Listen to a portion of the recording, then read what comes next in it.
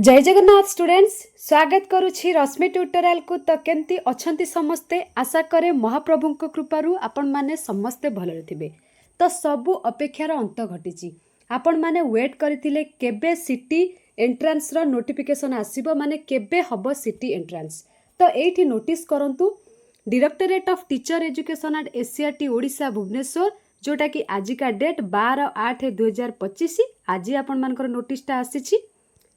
Entrance examination CBT for DElEd course 2025-27 आपनकर जो admit card shall be made available in the SAMS portal for all the candidates from 16/8/2025 after 5 PM। 16 तारीख दिन माने शनिवार दिन 5टा परे निज निजर एडमिट कार्ड आपण माने डाउनलोड करि परिबे।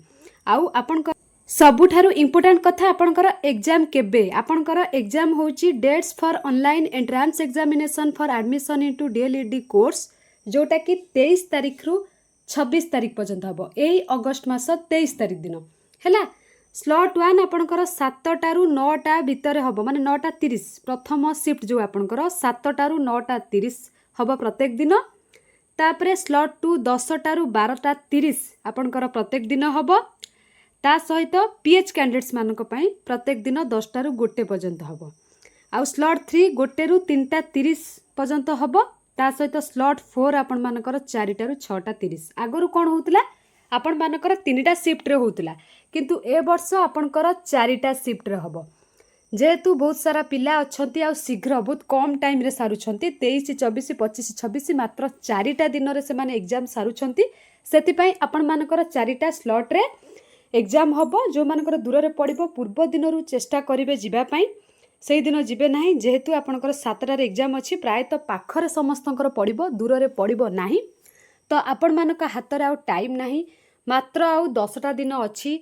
आपण माने जहा किछि पढिछंती ताकू रिवीजन करंतु, आउ नुआ किछि पढंतु नाही। बारंबार एमसीक्यू प्रैक्टिस करंतु, मॉक प्रैक्टिस करंतु, मॉक बहुत सारा दियंतु, ताकू एनालिसिस करंतु कोउटी भूल रहउची।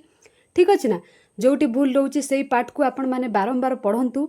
आम चैनल थ्रो रे आपण माने फुल मॉक दे पारिबे। डिस्क्रिप्शन बॉक्स रे फोन नंबर दे देछि, सेठी आपण माने 79 पेमेंट करी कि full mock, sectional mock, MCQ बहुत सारा प्रैक्टिस करि पारिबे। समस्त को रिक्वेस्ट करिबि जहा किछि पढिछंती ताकू बार बार आपण माने रिवीजन करंतु। ठीक अछि, बार बार आपण माने रिवीजन करंतु। आउ किछि नुआ पढिबा दरकार नाही। जेहेतु आपण मानकर माने कोन 1 मंथ आगरु एग्जाम डेट से माने नोटिस करिबा कथा। एथर किछि में भी इश्यू अछि, सेति पई आपण मानकर एते शीघ्र से माने एग्जाम करौछंती। आपण माने तो वेट करथिले केबे एग्जाम हबो केबे एग्जाम हबो। तो फाइनली आपण मानकर एग्जाम डेट तो आसी गला। एबे आपण माने जेते पारुछंती दिनो को जदी आगरु 4 घंटा पढुथिले, एबे एटलीस्ट आपण माने 7 घंटा 8 घंटा पढिबा पई चेष्टा करंतु। जदी पढिबे आपण मानकर गोटिए सीट निहाती। ठीक अछि ना। तो एबे समस्तक अपेक्षार तो अंत घटिथिबो। केमिति आपण माने पढुचंदी, दिन को केते घंटा पढुचंदी मते कमेंट सेक्शन में कमेंट करंतु। आपण माने आसंता काली ठारू लास्ट 10 डेज रो स्ट्रेटजी मु नै आसीबे जदी आपण माने कमेंट करिवे। Thank you all.